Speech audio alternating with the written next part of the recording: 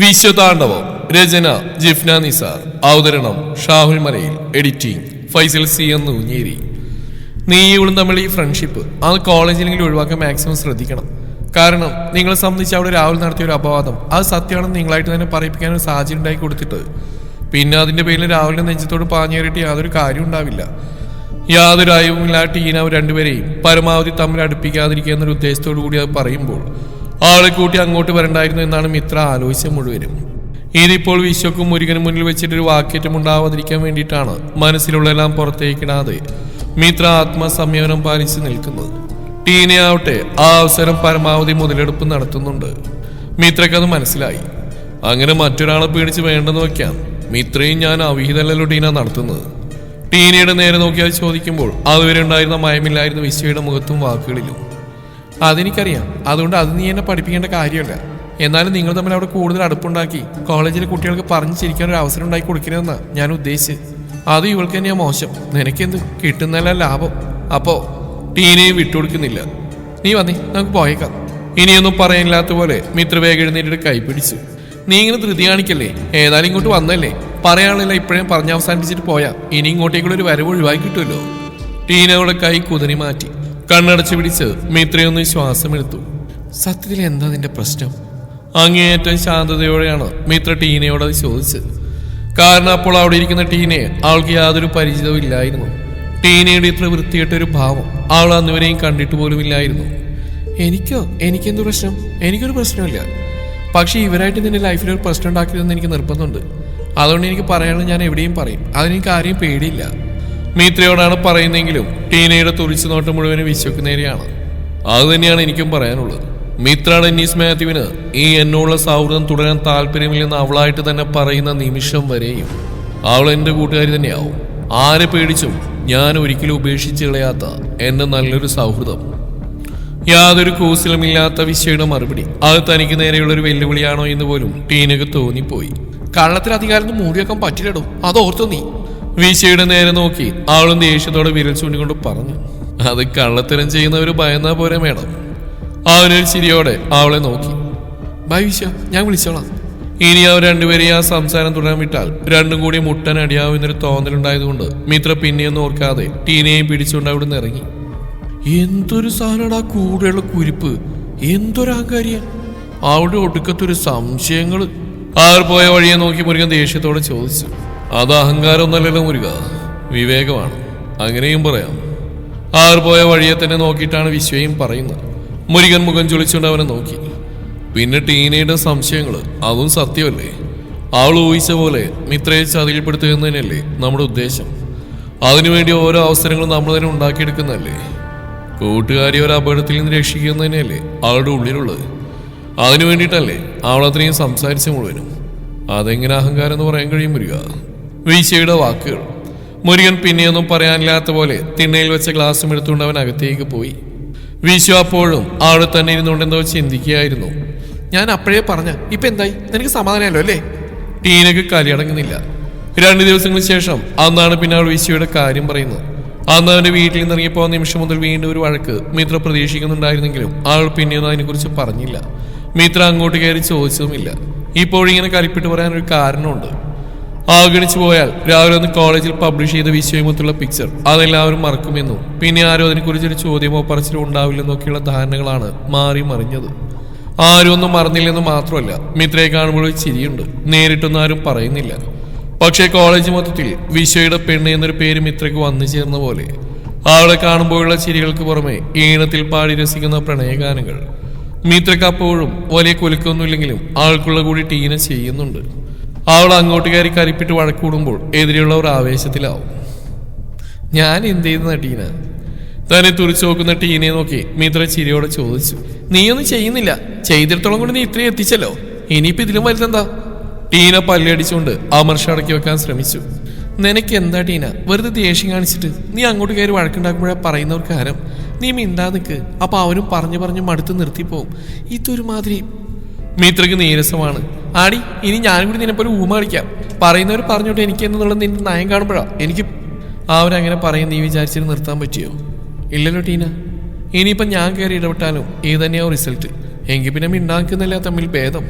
ഇനിയിപ്പോ നീ ഇത് ആസ്വദിക്കുന്നുണ്ടോന്നാ എനിക്ക് ഉള്ളിലൂടെ എപ്പോഴോ തോന്നിയൊരു കാര്യം ടീന തുറന്നു ചോദിച്ചു. മിത്ര നടത്തം നിർത്തിയവളെ തന്നെ നോക്കി. നീ എന്താ ഉദ്ദേശിച്ച്? ആളുടെ സ്വരം വലിഞ്ഞു മുറുകി. നീ ഉദ്ദേശിച്ച് തന്നെ. അല്ല പിന്നെ ഇത്രയും മോശമായിട്ട് നിന്നെ കുറിച്ച് ഒരു ആരോപണം ഉന്നയിച്ചിട്ടും കോളേജിൽ മൊത്തം പാടി പറഞ്ഞ് രസിച്ചിട്ടും നിനക്കൊരു കൂസലുമില്ല കുലുക്കുമല്ല അവനുമില്ല. അതിൽ നിന്ന് ഞാൻ പിന്നെ മനസ്സിലാക്കണം. ഞാനും വിശ്വ ഒരു തെറ്റും ചെയ്യുന്നില്ല, ചെയ്തിട്ടുമില്ല. അതുകൊണ്ട് തന്നെ നീ ഇപ്പൊ പാടി പറഞ്ഞ് നടക്കുന്ന ആരോപണക്കാരോട് റിപ്ലൈ ചെയ്യേണ്ട കാര്യമില്ല. അങ്ങനെ ചിന്തിക്കാൻ തോന്നില്ലല്ലോ നിനക്ക്. ടീന ഒന്നും മിണ്ടാതെ ആളെ തന്നെ നോക്കിയിട്ട് പതിയെ നടന്നു തുടങ്ങി. ഒന്ന് ശ്വാസം എടുത്തിട്ട് മിത്രയെ അവൾക്ക് പുറകെ ചെന്നു. നോക്കി ടീന, ഇതിപ്പോ പല പ്രാവശ്യമായി വിശ്വസിച്ചാലും ഞാനും നീ പരസ്പരം വഴക്കുണ്ടാക്കുന്നു. നിന്നെപ്പോലെ അവനും എന്റെ കൂട്ടുകാരൻ മാത്രമാ. അത് എന്തുകൊണ്ടാണ് ഞാൻ എത്ര പറഞ്ഞിട്ട് നിനക്ക് മനസ്സിലാവാത്തത്? ടീന അതിന് ഉത്തരവൊന്നും പറഞ്ഞില്ല. ആളുടെ മുഖം വീർത്തിട്ടി തന്നെ നിന്നു. ടീന പറഞ്ഞ പോലെ തന്നെ കോളേജിൽ മിത്ര വിശ്വയുടെ പെണ്ണായി തന്നെ പറഞ്ഞു പതിഞ്ഞു. വിശ്വയോട് അവിടെയുള്ള ഒട്ടുമിക്ക പേർക്കും സ്നേഹമാണ്. ക്യാൻറ്റീനിൽ അവനുള്ളപ്പോൾ ഒരാഘോഷം പോലെയായിരുന്നു. അവരിൽ ഒരാളെന്ന പോലെയുള്ള അവന് തുറന്ന പെരുമാറ്റം. ഓരോ ദിവസവും വിശ്വക്ക് ആരാധകർ ഏറുകയാണ്. ടീനയ്ക്ക് വീണ്ടും വഴക്കുണ്ടാക്കാൻ ഒരു കാരണമിട്ട് കൊടുക്കണ്ടല്ലോ എന്ന് കരുതി മിത്ര അങ്ങോട്ട് പോകുന്ന പരമാവധി ഒഴിവാക്കി. എങ്കിലും ഫോണിൽ കൂടി അവനോട് സംസാരിക്കാറുണ്ട്, മെസ്സേജ് ചെയ്യാറുണ്ട്. കോളേജിൽ പതിഞ്ഞു പോയ ആ പേരിനെ കുറിച്ച് പറഞ്ഞുകൊണ്ട് രണ്ടാളും ചിരിക്കാറുണ്ട്. പോകെ പോകെ അതെല്ലാവരും മറന്നുപോയേക്കുമെന്ന് വീണ്ടും പറഞ്ഞു. പക്ഷെ അതും ഉണ്ടായില്ല. അതുമാത്രമല്ല, പിന്നെ ആ വിളികൾ, വിശ്വയുടെ ആളെന്നുള്ള ലേബൽ, മിത്രയുടെ ഉള്ളിലും അതുവരെയുമില്ലാത്ത എന്തൊക്കെയോ പിടച്ചിലുകൾ. എന്തെന്നറിയില്ല, എന്തുകൊണ്ടാണ് അങ്ങനെയെന്നും അറിയില്ല. എന്തായാലും ആ വിളികൾ അസ്വസ്ഥതകൾക്ക് പകരം അവൾ അന്നുവരെ അനുഭവിക്കാത്ത എന്തോ ഒരു മിന്നൽ തരിപ്പ് പകരുന്നുണ്ട്. മുൻപത്തെ അതേ ലാഘവത്തോടെ അതിനെക്കുറിച്ച് വിശ്വയോട് പറഞ്ഞിരിക്കാൻ കഴിയാത്തത്രയും മാറ്റമാണ് അവൾക്ക്. മുമ്പൊരിക്കൽ ടീന ചോദിച്ച പോലെ അവൾ ആ വിളികൾ ആസ്വദിക്കുന്നുണ്ടായിരുന്നു. പതിയെ പതിയെ എല്ലാവരും കൂടി പറഞ്ഞുകൊണ്ട് അവൾ അതിലേക്ക് എത്തിച്ചേർന്നു എന്ന് വേണം പറയാൻ. അതല്ലെങ്കിലും അങ്ങനെയാണല്ലോ. ഏറെക്കുറെ പ്രേമങ്ങൾക്കെല്ലാം അങ്ങനെയൊരു കഥ പറയാറുണ്ട്. ക്ലാസ്സിൽ, ജോലി സ്ഥലത്ത്, അങ്ങനെ എവിടെയെങ്കിലും ആരൊക്കെയോ കളിയാക്കി പറഞ്ഞും ചിരിച്ചോ അറിയാത്തതിന് ഇഷ്ടമായി പോയവരുടെ പ്രണയത്തിന്റെ കഥ. 10 പേര് ഒന്നിച്ച് പറയാൻ അതിലെന്തെങ്കിലും ഉണ്ടോ എന്ന് മാത്രം ചിന്തിച്ചു കൂട്ടുന്ന മനസ്സിന്റെ വികൃതി. അത് തന്നെയായിരുന്നു മിത്രക്കും. പക്ഷേ അവന് അങ്ങനെ ഒരു ഭാവമേ ഇല്ലെന്നുള്ളതാണ് അവളുടെ ആശങ്ക. ടീന പറഞ്ഞ പോലെ യാതൊരു മാറ്റവുമില്ല. ആദ്യം കണ്ടുമുട്ടുമ്പോൾ, പിന്നെ അതൊരു ഫ്രണ്ട്ഷിപ്പിലേക്ക് മാറുമ്പോൾ, അപ്പോഴെല്ലാം അവൻ എങ്ങനെയായിരുന്നോ അതുപോലെ തന്നെയാണ് അവൻ ഇപ്പോഴും. ഉള്ളിലെ തോന്നലുകളും ആശങ്കകളും ഒന്നും ടീന അറിയരുതെന്നൊരു നിർബന്ധം കൂടിയുണ്ട് മിത്രയ്ക്കും. ആരാണോ? വിശ്വ ഫോൺ കട്ട് ചെയ്ത് കഴിഞ്ഞുകൊണ്ട് മുരുകൻ ആകാംക്ഷയോട് ചോദിച്ചു. ഏതോ അഭിലാഷ്. വിശ്വയുടെയും മുഖം ചുളിഞ്ഞു പോയിരുന്നത് പറയുമ്പോൾ, അതേതോ അഭിലാഷ്? എനിക്കറിയില്ലടാ. വിശ്വ കൈമലത്തി കാണിച്ചു. എന്നിട്ട് അവനെന്ത് പറഞ്ഞു? അവൻ എന്നെ ഒന്ന് കാണണമെന്ന്. അതെന്തിന്? എന്തോ സംസാരിക്കാനുണ്ടെന്നാ പറഞ്ഞേ. അതിനൊന്നും നിന്നറിയോ? അതെനിക്കറിയില്ല. എന്തായാലും ഞാനങ്ങനെ അഭിലാഷിനെ അറിയില്ല. വിശ്വ മുരുകനെ നോക്കി. ഒരു നിമിഷം അവനൊന്നും മിണ്ടിയില്ല. അല്ല, നിന്റെ പുതിയ നമ്പർ അവനെങ്ങനെ കിട്ടിക്കാണും? അതങ്ങനെ ആർക്കും അറിയില്ലല്ലോ. അഖിലോ അഭിലാഷാണോ ഇനി ഇതിന് പിന്നിലും? അല്ല, അപ്പൊ ഈ നമ്പർ വേറെ ആർക്കും അറിയില്ലല്ലോ. അപ്പൊ പിന്നെ ഈ അഭിലാഷിനോടും CS ഗ്രൂപ്പ് തന്നെയാവോ? മുരുകന്റെ സംശയം. അപ്പോഴാണ് അങ്ങനെ ഒരു സാധ്യതയെപ്പറ്റി വിഷയം ഓർക്കുന്നത്. ആവാം. എന്തോ ആലോചിച്ചുകൊണ്ട് വിഷയം തലയാട്ടി സമ്മതിച്ചു. ആവാന്നല്ല, ആണ്. അതുറപ്പിച്ചു. പുതിയ എന്തോ ഏടാകൂടെ വണ്ടി പിടിച്ച് വരുന്നുണ്ട് മോനെ, റെഡിയായിക്കോ. മുരുകൻ വിഷയുടെ തോളിലും തട്ടിയിട്ട് കളിയായി പറഞ്ഞു. അല്ലണ, മിത്രയുടെ കയ്യിൽ എൻ്റെ ഈ നമ്പറുണ്ടല്ലോ. ഇനി അഭിലാഷ് ആ വഴി വന്നാണോ? പെട്ടെന്ന് ഓർത്ത പോലെ വിശ്വ ചോദിച്ചു. അങ്ങനെയാവാം. എനിക്ക് അതിനാണ് കൂടുതൽ സാധ്യമായിട്ട് തോന്നുന്നത്. അല്ലെങ്കിൽ ഇതുപോലെ ഒരാൾക്ക് നമ്പർ എടുക്കുമ്പോൾ അലോഷ് ചെയ്തില്ലേലും അഖിൽ എന്നെ അറിയിക്കും, അതുറപ്പാ. ഇതിപ്പോ അങ്ങനെയൊന്നും ഉണ്ടായിട്ടില്ല ഇതുവരെയും. വിശ്വ അതിൽ നേരെ പിടിച്ചിരുന്നു. അവൾക്ക് പറയുള്ള ചുറ്റികളി നിർത്തിക്കോണെന്ന് പറഞ്ഞിട്ട് ഭീഷണിപ്പെടുത്താനാണ്ടാ ഈ പറയപ്പെട്ട അഭിലാഷ് വിളിച്ച്. മുരുകൻ കൂടി വിശ്വയുടെ അടുത്തേക്കിരുന്നു. അങ്ങനെ ഒരു സാധ്യതയുണ്ട്. കാരണം കോളേജ് മുഴുവൻ അവളിപ്പോ എന്റെ പെണ്ണെന്ന് അറിയപ്പെടുന്നത്. വിശ്വാസസ്ഥയോടെ നെറ്റിയൊഴിഞ്ഞു. ഇതിങ്ങനായി തീരാനും കാരണം നമ്മൾ തന്നെയാണെന്ന് മിത്രക്ക് സംശയങ്ങൾ വല്ലതും തോന്നിക്കാണോടാ? ചോദിച്ചു വന്നവരോട് ഞാൻ പറഞ്ഞ അങ്ങനെ തന്നെയാണല്ലോ. അതിനെക്കുറിച്ച് ചോദിക്കാനാവൂ? മുരുകൻ ആശങ്കയോടെ വിശ്വയെ നോക്കി.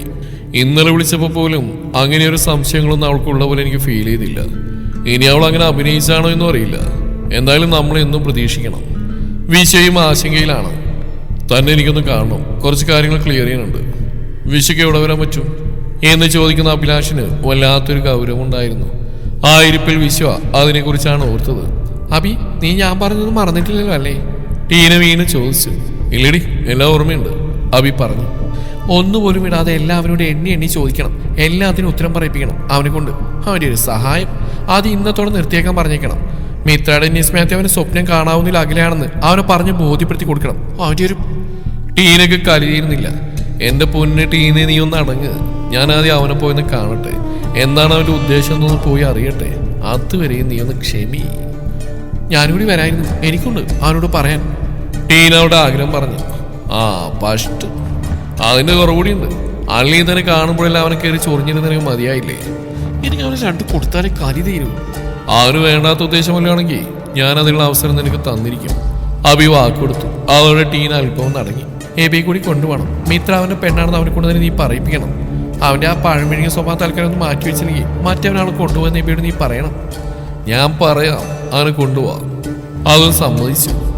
വിശ്വ കൃത്യമായ ഒരു ചിരിയോടെ വിശ്വ അഭിലാഷ് നേരെ കൈകൾ നീട്ടി.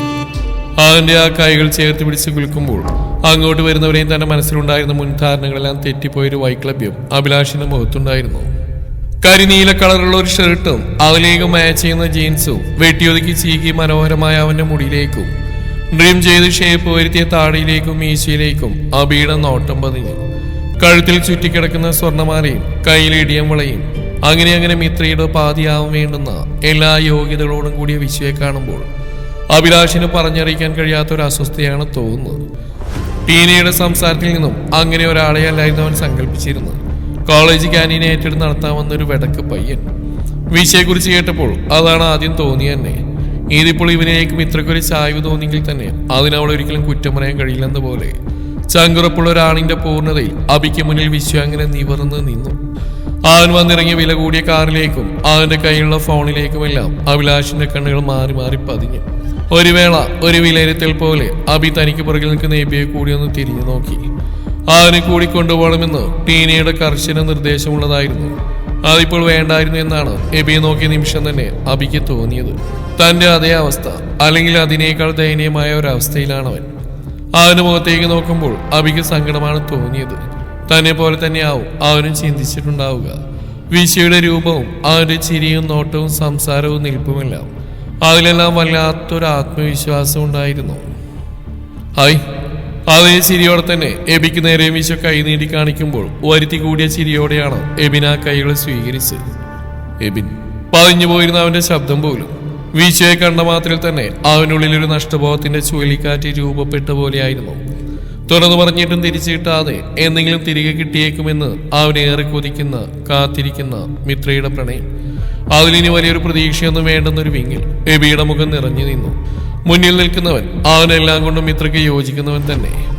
ആരും ഒന്ന് നോക്കിന്നു പോകുന്ന അവന്റെ ചിരി, നോട്ടം വിശ്വക്ക് നേരെ നോക്കുമ്പോൾ എബിന്റെ അസ്വസ്ഥ വല്ലാതെ കൂടുകയാണ് ചെയ്ത്.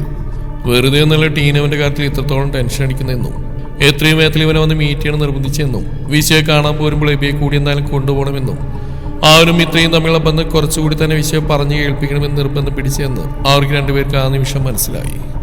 സത്യം പറയാലോ, കാണണമെന്ന് പറഞ്ഞ് വിളിച്ചപ്പോൾ പോലും നിങ്ങളെ എനിക്ക് അങ്ങോട്ട് പരിചയം കിട്ടുന്നില്ല. എന്നെ നിങ്ങൾക്ക് എങ്ങനെയാണ് അറിയുക? അബി ഒന്നും മിണ്ടുന്നില്ലെന്ന് കണ്ടതും വിശ്വ തന്നെയാണ് ഒരു സംസാരത്തിന് തുടക്കമിട്ടത്. മിത്രയുടെ കസിനാണ് ഞാൻ. ഇവൻ ഞങ്ങളുടെ ഫാമിലി ഫ്രണ്ടാണ്. വല്ലാത്തൊരു മുറുക്കത്തോടെയാണ് അബി പറയുന്നത്. ഏറെക്കുറെ അങ്ങനെ ഒരു ബന്ധം ഉറപ്പിച്ചു വന്നുകൊണ്ട് തന്നെ അത് കേട്ടപ്പോൾ വിശ്വക്ക് വലിയ ഞെട്ടിലൊന്നുമില്ല. അവൻ അതേ ചിരിയോടെ തന്നെ അവർക്ക് മുമ്പിൽ നിന്നു. ഇപ്പൊ മനസ്സിലായി കാണും ഞങ്ങൾ ആരാണെന്നും എന്തിനാണ് വന്നതെന്നും എന്താണ് തന്നോട് സംസാരിക്കാനുള്ളതെന്നും അല്ലേ? അബി വിശ്വയെ നോക്കിക്കൊണ്ട് ചോദിച്ചു. ചെറിയൊരു തിരുത്ത് വേണം അഭിലാഷ്. വിശ്വ ചിരിയോടെ രണ്ടുപേരെയും മാറി മാറി നോക്കി. അബിയുടെ നെറ്റി ഒളിഞ്ഞു. നിങ്ങൾ ആരാണെന്ന് എനിക്ക് മനസ്സിലായി. പക്ഷെ ഇപ്പോഴും വന്നത് എന്തിനാണെന്നും എന്താണ് എന്നോട് സംസാരിക്കാനുള്ളതിനെ കുറിച്ചൊന്നും എനിക്കിപ്പോഴും ക്ലിയർ ആയിട്ടില്ല. വിശ്വ പറഞ്ഞു കേട്ടപ്പോൾ അബി എബിനൊന്ന് പരസ്പരം നോക്കി.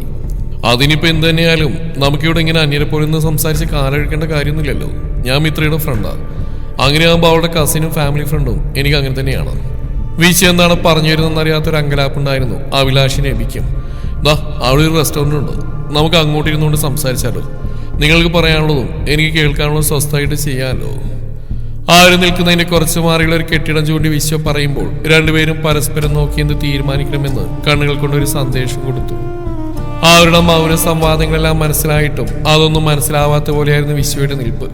ഒടുവിൽ വിശ്വ ആവശ്യപ്പെട്ട പോലെ അവന് പറയുക അവർ റെസ്റ്റോറൻറ്റിലേക്ക് തന്നെ പോയി. കോഫി പറയട്ടെ? അങ്ങോട്ടെത്തിയ നിമിഷം തന്നെ വിശ്വ ചോദിക്കുമ്പോൾ നിഷേധിക്കാൻ കഴിയാത്തൊരു സ്നേഹം പോലെയാണ് അവന്റെ ആവശ്യപ്പെടൽ അഭിലാഷിനെ എബിക്കും ഫീൽ ചെയ്ത്. ഞങ്ങൾ വളരെ സീരിയസ് ആയിട്ടൊരു കാര്യം തന്നോട് ചർച്ച ചെയ്യാൻ വേണ്ടി വന്ന വിശ്വ. അല്ലാതെ ഇതുപോലെ സ്വീകരണത്തിന് വേണ്ടി വന്നല്ല. എന്നിട്ടും ടീന പറഞ്ഞു പോയ ആ ഭയം അതുപോലെ തന്നെ മനസ്സിലുള്ളതുകൊണ്ടാണ് അഭി വിശ്വയ്ക്ക് നേരെ നോക്കി കടുപ്പത്തിൽ അങ്ങനെ പറഞ്ഞ്. ആയിക്കോട്ടെ, അതെനിക്കും തോന്നി. അതൊരു പരിചയമില്ലാത്ത എന്നെ തേടി നിങ്ങൾ ഇത്രയും ദൂരം വെറുതെ വരില്ലല്ലോ. എന്ത് സീരിയസ് വിഷയമാണെങ്കിൽ കൂടിയും തമിഴ് കണ്ട ഒരു ഗ്ലാസ് കാപ്പി കുടിച്ച് പറയുന്നു, അതില്ലാതെ പറയുന്നൊക്കെ ഒരുപോലെ തന്നെയല്ലേ. കാപ്പി കാര്യങ്ങളുടെ സീരിയസ് കുറക്കൊന്നുമില്ലല്ലോ. വീശക്കാളിയോടെ പറഞ്ഞിട്ട് ആരുടെ ഉത്തരം പ്രതീക്ഷിക്കുന്നില്ലെന്നവർ എഴുന്നേറ്റ് പോയി. ആരും പോയി 3 കോഫി ഓർഡർ എത്തിയിട്ട് അവരുടെ അരികിൽ വന്നിരുന്നു. ഇനി പറഞ്ഞോളൂ, എന്താ നിങ്ങൾക്ക് എന്നോട് പറയാൻ?